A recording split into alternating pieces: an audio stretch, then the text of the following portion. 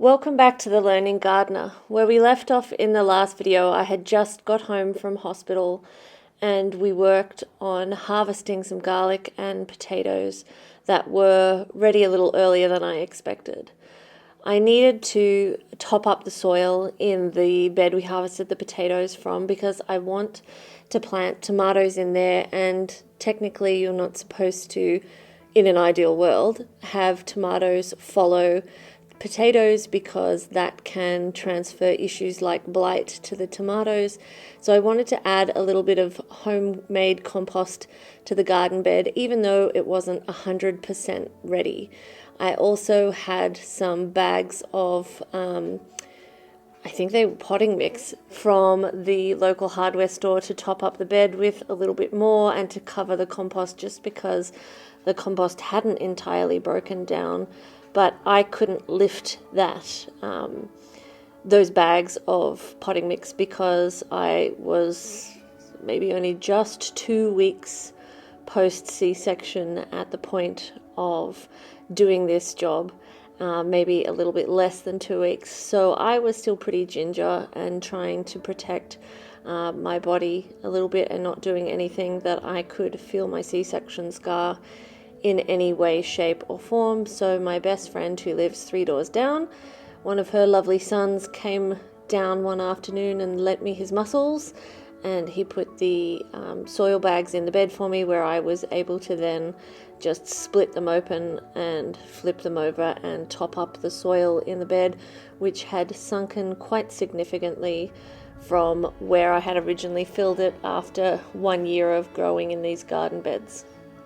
By the time he had come and placed the garden bags for me and I had added the fertilizer and mixed it in, it was the end of a very long first day, full day back at home after everything that happened, and it was time to call it quits for that day.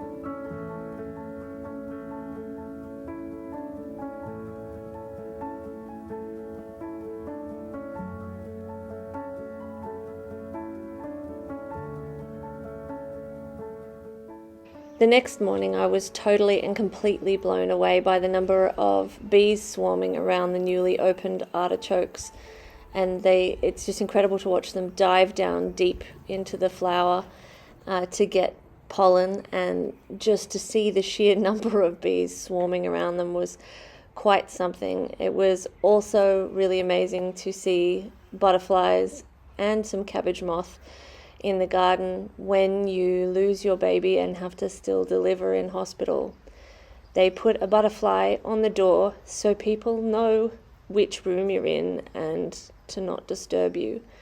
And now I find the cabbage moths quite beautiful, and I can't do anything about them now. I can deal with their caterpillars and prevent them from damaging the plants too much, but I'm not willing to do anything to the butterflies. By lunchtime, the artichokes had actually flopped over in the wind that we had that morning, and I thought I'll just stand them up. It'll be nice and easy, and I'll attach them to the frame in this garden bed that I still need to clean out. They were so heavy, I could not believe it. I almost couldn't get them up, but then I thought they're already halfway up. I might as well just do it properly, and wrestled them up, which was probably not ideal 2 weeks post C-section, but I did eventually get them tied back up. But I mean, I could completely see why they fell over in the wind. That I did not know artichoke plants weighed so much. It was a massive surprise, and I did not know that they got this tall. These plants are absolutely massive, and they've been completely neglected, other than a little tiny bit of potting of home compost that I put with them when they were failing to do anything, and then from that point on they've just grown like rockets. A few weeks ago, my best friend and I went to the Berry Garden Festival, and one of the gardens we visited, they were selling these ornaments for your garden, and I decided to buy this scarecrow. And I said to my best friend, he's so huge, I feel like he needs a name, maybe Albert or Wilbur or something slightly unusual. And the lady said, oh, he actually has a name, it's Oliver. And that day, my friend and I had been talking about what I was going to call my baby. And I said, I think I'm going to call him Oliver because it's a nice solid name, you can't tease it, and I love Jamie Oliver. So when she said that this scarecrow was actually called Oliver, that sealed the deal. Now that I've lost my Ollie, I don't know if this scarecrow will stay in the garden. I don't know long term if I'll be able to look at it every day and remember that. But for now, I quite like seeing him. It's the only Oliver I have now. So for now, he stays in the garden. And I've planted a huge range of sunflowers around him. And they're of the teddy bear variety, because I called him Ollie Bear. And so hopefully he will be surrounded by butterflies and beautiful flowers.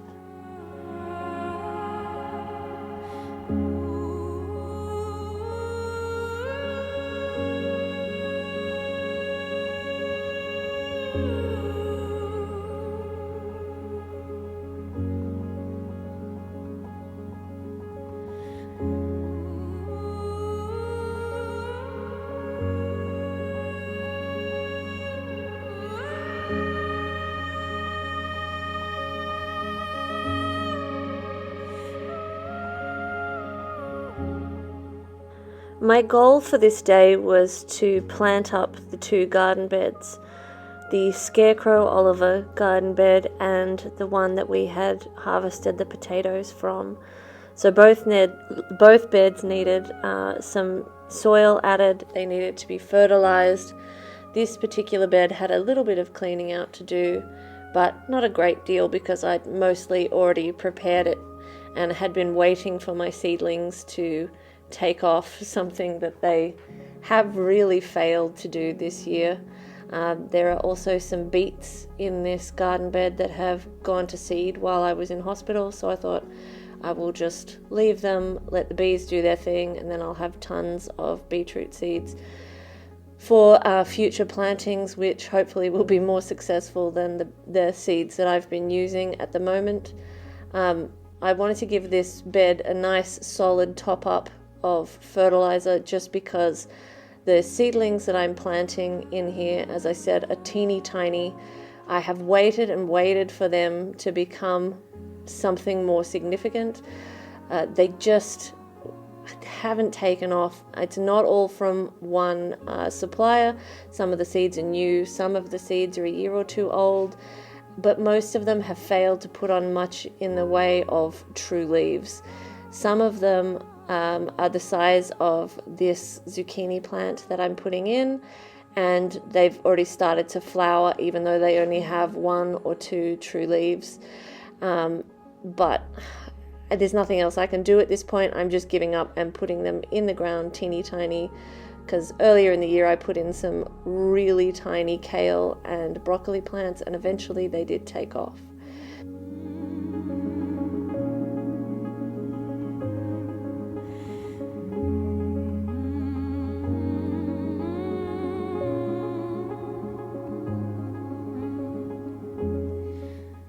In this bed, I'm planting a mix of beefsteak, tomatoes, French marigolds, the teddy bear sunflowers, violet queen, zinnias, some basil, which, as you can see, even though it's been this size for weeks, has failed to do much other than create some pretty impressive roots, and some yellow scalloped squash.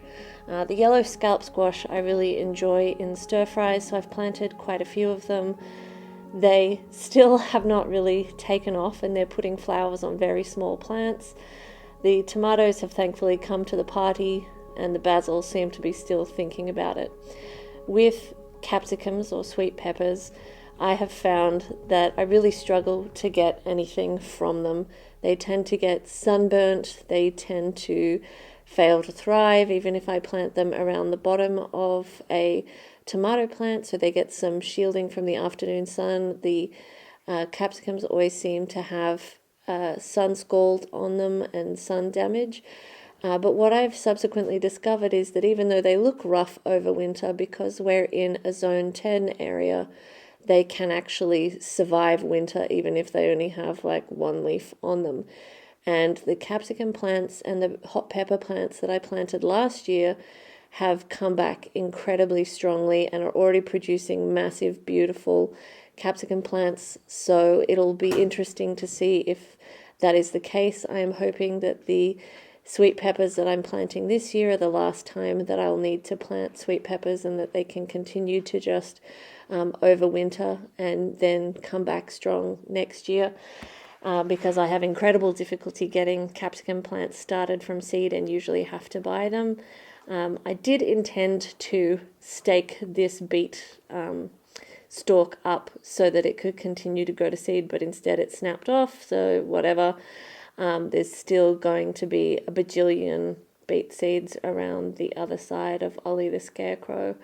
So once I had planted up the back, it was time to plant up the front, which is where all the zinnias are, in amongst the sweet peppers. I just thought it would look nice for the scarecrow to be surrounded by flowers. When I was trying to decide the placement of it, I actually wanted it in the corner of the garden bed, but his arms extend out and you'd walk into it all the time, and it actually looked great when it had the broad beans around the bottom of it, and it looks really nice with just some growth around its feet. So I'm hoping that this will become a nice little area in the garden.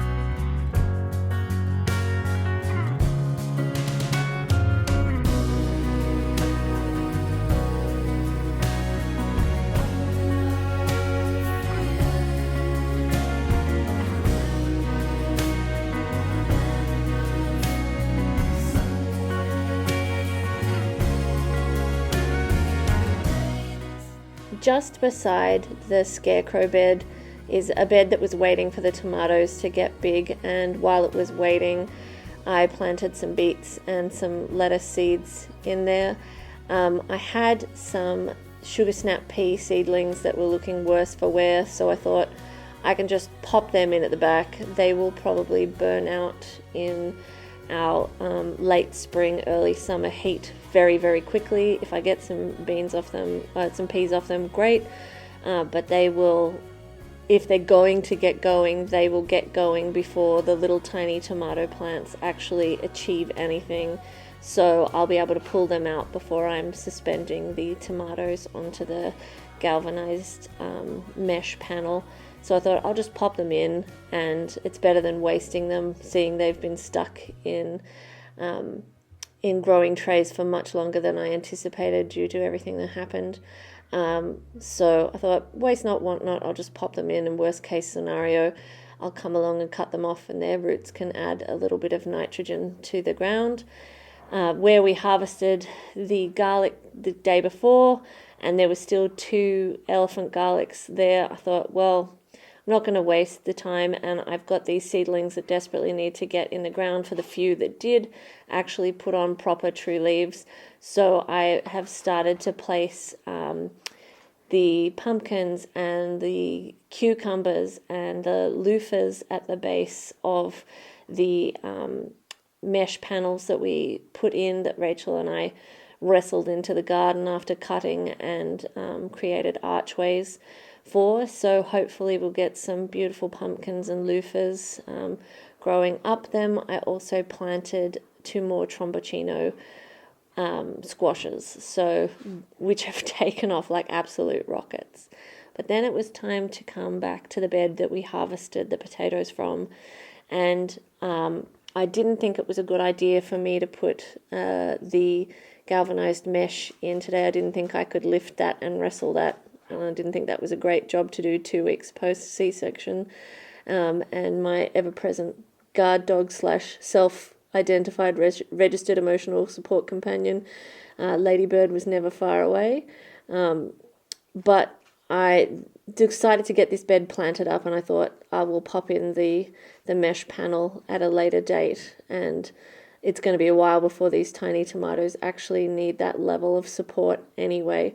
So it's time to just get these seedlings in the ground so I can actually feel like I've achieved something, and so that our garden doesn't get any further behind. We are in the last few weeks of spring, and it's insane to me that I'm only just now planting my tomato seedlings and everything else. But I started these seedlings ages ago, and they just have taken forever because it took forever to warm up, and then we'd have 1 boiling week and 1 freezing week, and I think everything just got really confused. And I do genuinely think that I had quite a few dodgy seeds. Maybe it's because I kept my seeds in the garage, and during summer the garage got too hot. I don't know, but what I decided to do was essentially plant a square or a diamond shaped pattern of French marigolds around the base, or what will be the base of the tomato that we're planting in this one. So the idea being that the marigolds help from a pest perspective, and also have a little bit of use of the extra soil that will be surrounding the tomatoes, that I can't really plant anything else significant around the base of the tomatoes, just because they're going to take up so much room once they get mature and turn into massive beasts, hopefully.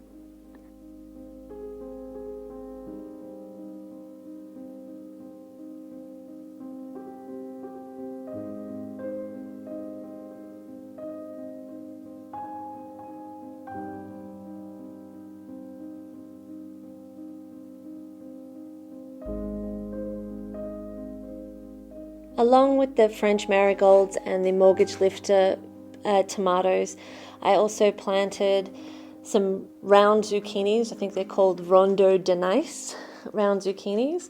And you can see this tiny zucchini plant is already starting to flower, because obviously it's been in its growing tray for too long, but also it hasn't really put on much growth. And I also put in 2, I think they were Black Beauty zucchini seeds.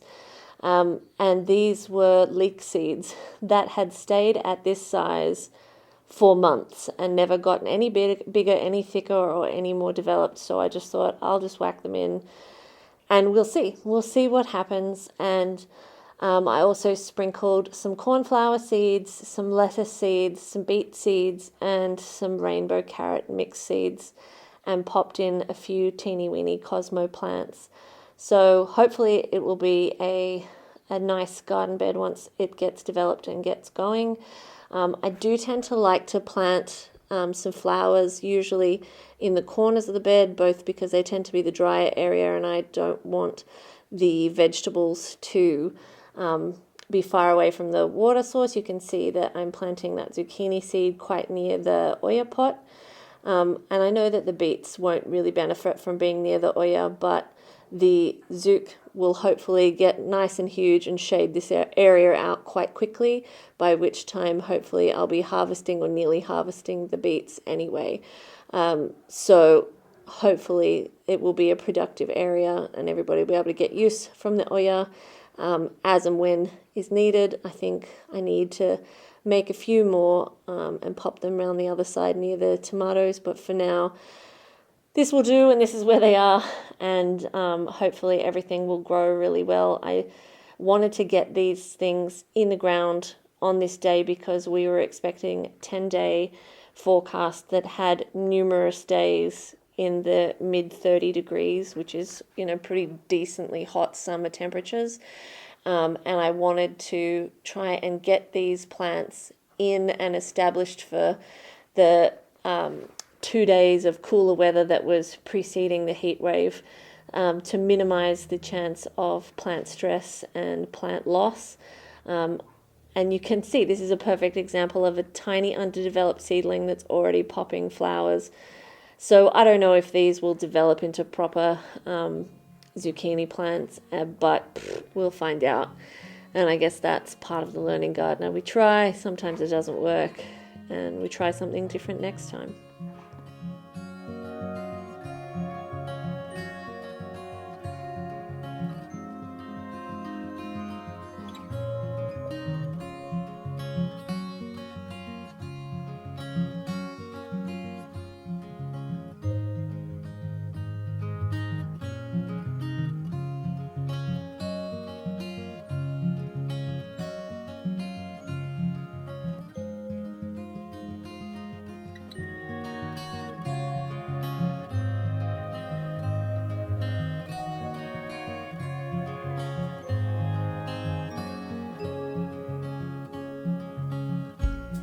The final thing I wanted to do for the day was to harvest the flopped over statice flowers that were looking so beautiful in the pathway through the middle of the garden.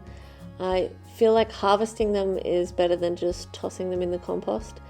I have some plans of what I might do with some of it. Some of it I want to use on a dried flower Christmas tree, but unfortunately none of my straw flowers have got going this year, so at this point it would just be a pink and purple statice Christmas tree, which I'm not sure that I'm into. But I also just wanted to try and pick as many flowers as I could so that I could feel like I could do something useful towards this urban homestead while I was sitting and watching TV that night. And also I was starting to get a little bit tired, so I thought I will just pick the flowers and take them inside, and everything else can be dealt with on another day. My particular favourite dried flower is the bunny's tails. They dry beautifully. They do tend to be covered in seeds as they dry, so some of the seeds I then transferred out into the front yard where I want some more bunny's tails to pop up. They're not an ideal one for this area where I have them. They don't come back again. They flower once and then they die off, but they obviously spread their seeds everywhere. But they just look so beautiful when they're in this, they're in like a lining the pathway position. The trouble is that it's just such a short period of time for the whole year that they're actually providing interest in this area. But I don't actually like a lot of other grasses, so for now I'm just going to keep letting the bunny's tails land where they want and bringing them inside to harvest. They can decorate the Christmas tree as well.